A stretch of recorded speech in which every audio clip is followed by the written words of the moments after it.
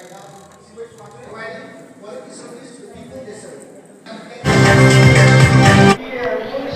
are here at Itanagar, and today Arunachal Pradesh State BJP is celebrating the Statehood Day of Nagaland under the aegis of एक भारत श्रेष्ठ भारत।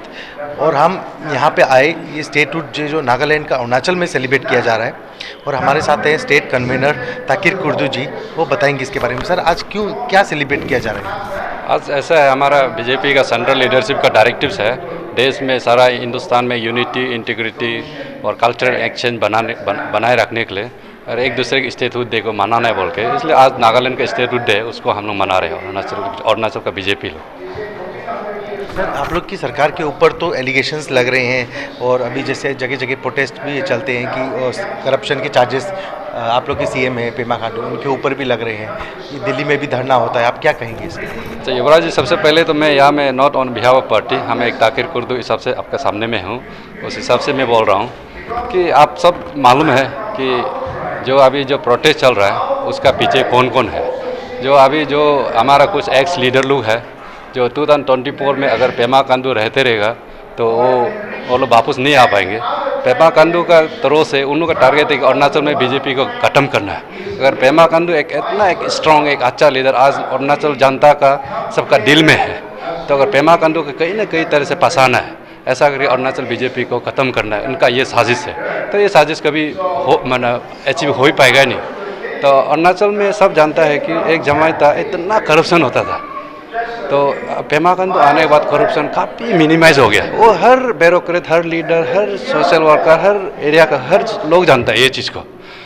तो एक समय था, आप एपीएससी में जो स्कैम आया है, एपीपी स्कैम आप देखिए, एक समय था, एक एपीपी से जो भी इंटरव्यू होता था, एक चीफ मिनिस्टर, कोई चेयरमैन को फ़ोन करते, ये मेरे कैंडिडेट है, ऐसे होने से सेलेक्ट किया जाता था। पेमा खांडू आने के बाद वो सब चीज़ को बंद करते, स्ट्रेंथन किया, होने के बावजूद भी ये जो बड़ा घटना हुआ है, ये इससे हमसे ज़्यादा पेमा खांडू साहब हम लोग सबसे ज़्यादा उनको बहुत दुख है। तो अभी से ये चीज़ तो और पिक्चर में है, क्योंकि ये इसलिए ये नया चीज़ नहीं था, एक्चुअली बहुत पहले से चल रहा था। अभी ये है कि पब्लिक डोमेन में आया, तो सीएम साहब इसको लेके बहुत सीरियस है, और उससे हम सबसे ज़्यादा दुखी उनको है। और जिस तरह से स्टाफ सिलेक्शन बोर्ड वो खुद अपना क्रिएट किया, बहुत लोग अपोज किया कि हम लीडर बन के क्या कर पाएंगे जबकि हम नौकरी नहीं दे सके, लेकिन सीएम साहब ने माना नहीं। एक समय ऐसा था कि एक कोई मिनिस्टर बन गया, जैसे एक्स एरिया कॉन्स्टिट्यूंसी का एक कोई मिनिस्टर बन गया, वो डिपार्टमेंट का सब जॉब वो एक्स कॉन्स्टिट्यूंसी का लोग ही मिलता था। एक ऐसा समय था। अभी गरीब से गरीब बच्चा अपना मेहनत से नौकरी मिल रहा है, वो सबका पेरेंट्स, माँ पिताजी पेमा खांडू को एक आशीर्वाद दे रहे वो है। सर, रिगार्डिंग लोग कहते हैं यहाँ पेमा खांडू सरकार में काम हुआ, बीजेपी गवर्नमेंट जो 6 साल से ज़्यादा हो चुके हैं, अभी 7 ईयर्स क्रॉस हो चुके हैं, तो पेमा खांडू की चीफ मिनिस्टर की सरकार में कुछ एक्सक्लूसिव काम या डेवलपमेंट के क्या क्या काम हुए हैं, मेन अचीवमेंट? अब सर युवराज जी, आपको जानता है अरुणाचल में एक पेमा खांडू चीफ मिनिस्टर बनने से पहले कोई 4 लेन दिखाई दिया, कोई 2 लेन दिखाई दिया। अभी 4 लेन 2 लेन हर जगह चल रहा है, काम चल रहा है। अभी ईस्टर्न वेस्टर्न पूरा कम्प्लीटेड हो गया है। अभी सिर्फ सेंट्रल बेल्ट में तो हमारा दापुर, टीन पांगिन दापुर जो वो तो एक समय था कि कॉम्पेंसेशन का चक्कर में इतना 10 साल एक रोड ऐसे बर्बाद होकर बैठा हुआ था, कोई लीडरशिप डिसीजन नहीं ले पा रहा। सीएम साहब आने के बाद इतना फास्ट ट्रैक किया, जितना करप्शन किया उसको भी अरेस्ट किया। आज तक एक समय था करप्शन तो अरुणाचल हर घर में होता था, लेकिन कोई एक्शन नहीं होता था, एक लीडरशिप का कमियाँ था। हमारे सीएम पेमा खांडू आने के बाद इतना करप्शन ऊपर में क्रैक डाउन हुआ है, मोर देन 100+ अरेस्ट हुआ है, कभी इतिहास में अरुणाचल में कभी हुआ ही नहीं। तो अभी आप देखो, ग्रीन एयरपोर्ट है, आप जानते हैं 2008-9 में ये इनोग्रेट फाउंडेशन स्टोन लेट किया बोला, लेकिन पेमा खांडू जब तक सीएम नहीं आने से पहले कोई एक पत्थर भी नहीं बिछाया। लेकिन वो आने के बाद देखो, एक फिर होलोंगी शिफ्टिंग होने के बावजूद भी इतना कॉम्पेंसेशन उतार कर रखा उस समय के लीडर लोग। लेकिन पेमा खांडू ने आने के बाद कॉम्पेंसेशन को मिनिमाइज किया, सेंटर को कन्विंस किया, हमने कॉम्पेंसेशन को रिड्यूस करते 200 आसपास में, सबके उस समय 600 ऊपर करोड़ उतार कर रखा था। तो अभी वो पेमा खांडू आने के बाद 3 ईयर्स में एक रिकॉर्ड ब्रेकिंग है, वो एक अचीव करके दिखाया। अभी देखो, एयर कनेक्टिविटी बोलिए, रोड कनेक्टिविटी बोलिए, एक विलेज लेवल में पूरा हर जगह में पीएमजीएसवाई के थ्रू से उन्हें कनेक्टिविटी अभी ऑलमोस्ट हर बस्ती में रोड पहुंच गया। अभी बहुत लोग का अभी अंडर कंस्ट्रक्शन में है, वो एक साल में अंदर में सबका कंप्लीट भी हो जाएगा। ये दापुरी जो, आप तो अपर सुबनसिरी को बिलोंग करते हैं, अपर सुबनसिरी डिस्ट्रिक्ट तो one of the most remote district of Arunachal Pradesh. Upper Subansiri में ना रोड प्रॉपर्टी अभी तक पहुंच पाई है, डेवलपमेंट काम, चाइना बॉर्डर के पास ये डिस्ट्रिक्ट है, बहुत ही क्रूशल डिस्ट्रिक्ट है इंडिया चाइना बॉर्डर के पास। तो आप क्या युवराज जी, ऐसा है मन हम लोग जो पोतिन पांगिन जो जो दापोर जो का जो रोड है ना, वो तो बहुत 10 साल से अटका हुआ था कॉम्पेंसेशन का चक्कर में। इसमें भी ह्यूज स्कैंडल था, तो अथॉरिटी ने उस समय का कोई डिसीजन नहीं ले पाया। पेमा खांडू साहब ने आने के बाद सबको अरेस्ट किया, हमने पहले बताया। तो इसका बाद वो जो जितना पैकेज था, माने जितना रोड इतना लंबा लेंथ प्रोजेक्ट है, उसको पैकेज वाइज बनाया।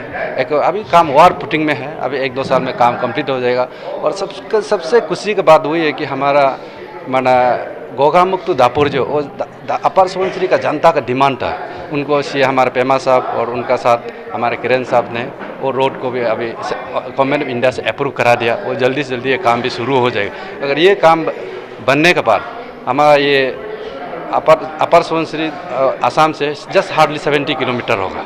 और अभी आप मालूम है टूटिंग तक भी, तक्सिन तक भी रोड पहुंच गया। अभी काम हमारा ये बीजेपी गवर्नमेंट आने के बाद एकदम फास्ट ट्रैक कराया। अभी तक्सिन जो सबसे रिमोटेस्ट एक सर्किल है बॉर्डरिंग विद चाइना, अभी वो काम भी अभी कंप्लीट हो गया। अच्छा ये एक बार बार ये मांग की जा रही है, जैसे APCS में CBI इंक्वायरी, जैसे CBI ED की जो इंक्वायरी, दिल्ली में जो नारी शक्ति का विरोध हुआ, अलग अलग जो दिल्ली में धरना हो, जो जिस तरीका से बोलता है, इसलिए मैं तो आजकल सुनता नहीं है। अभी अरुणाचल जनता भी सब पैदा हो गया कि उन लोग का चाल को सब पता चल गया, वे दे स्पीक उनको भी सब। अभी अरुणाचल जनता कोई ध्यान देता नहीं, क्योंकि अभी सब अरुणाचल की जनता पेमा खांडू साहब के लिए आशीर्वाद मांग रहे भगवान को, ताकि पेमा खांडू ही रहने से अरुणाचल आगे बढ़ सकता है। पेमा खांडू साहब का अलावा किसी को दिखाई देता है नहीं अरुणाचल जनता। आज का आप एक मीडिया, आप भी ओपिनियन पोल कर सकता है, रेफरेंडम आपका मीडिया लोग भी कंडक्ट कर सकता है कि तवांग टू लोंगडिंग कि जनता सच के पेमा के साथ है ना नहीं है। आप लोग मीडिया भी आबोतनी बेल्ट को निगलेक्ट किया गया। लोग कहते हैं कि सिर्फ तवांग नामसाई में काम हो रहा है, आप लोग आबोतनी बेल्ट को निगलेक्ट किया गया। आप ये बात को मानेंगे?